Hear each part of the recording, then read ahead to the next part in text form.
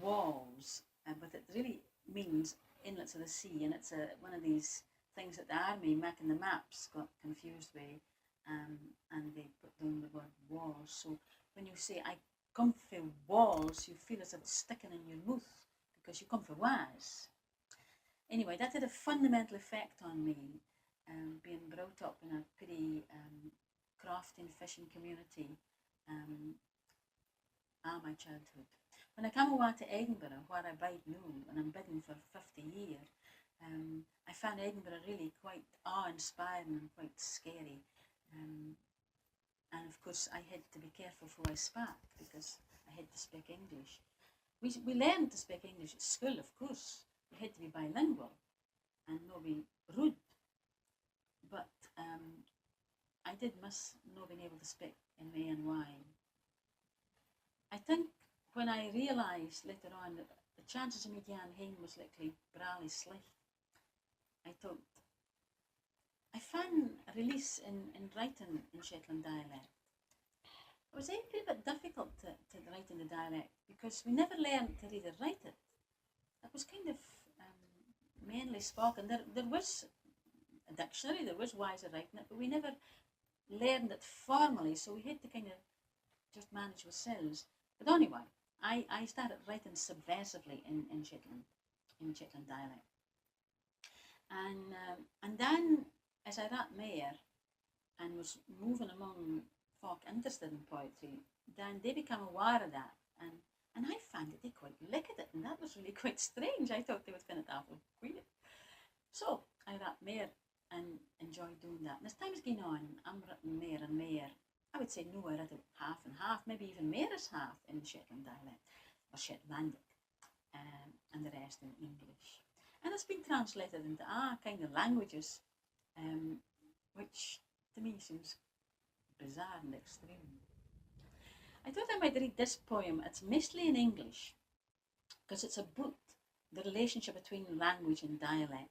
I had been working with two Nordic poets, an Icelandic poet, and his poem was about a bird, the snipe, and the Icelandic word for the snipe is the hrossagokar,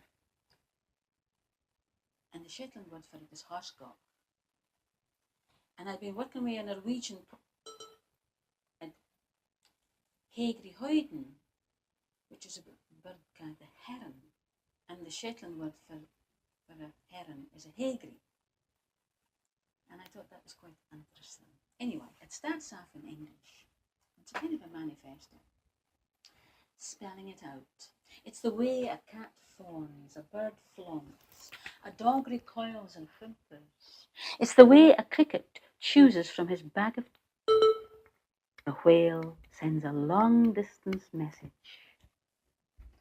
It's the way our forefathers moved to the forest floor, and in the tonality of their vocal cords said, I and you, in 1,000 different ways, picked up the grammar of polemic and persuasion, the lexicon of lewd and lovely, the tenses that made sense of time past and time to come.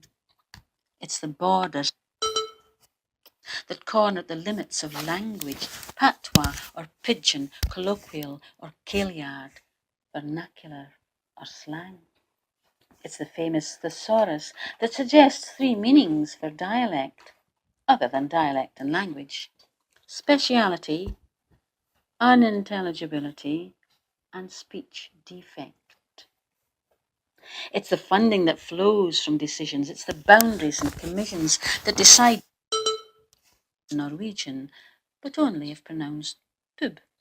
That Heron Heights and Hegri Hoyden is both languages, but Hegri Heights is dialect. That Hrossagokar and Snipe is language, but Horsgok is dialect. It's the passion we had when we ninned to ourselves, when we bal sung for our bosy into the heavens, when we lay a word of love upon een another, when we done a butter with narrow definition. A little bit of anger comes out there at the end of that poem, I suppose. But it's true. I mean, the politics of language and dialect is something I'm interested in the status. And I think it's important that we dinna let bairns think that their mother tongue is somehow debased language, that we lift them up and encourage them into bilingualism where they're comfortable and they ken when they speak one Y and then a t'other Y. And then it's funny that I'm just being made Edinburgh's Macker or Poet Laureate, which I think is really quite astounding, really, given that I'm Kent as a Shetland writer, and that I am quite passionate about it. I suppose I haven't been here for 50 years and I do write in English, but I feel it gives me a bit of space to write and to help other folk, minority cultures, and folk that maybe feel their language is subservient and no so good as, and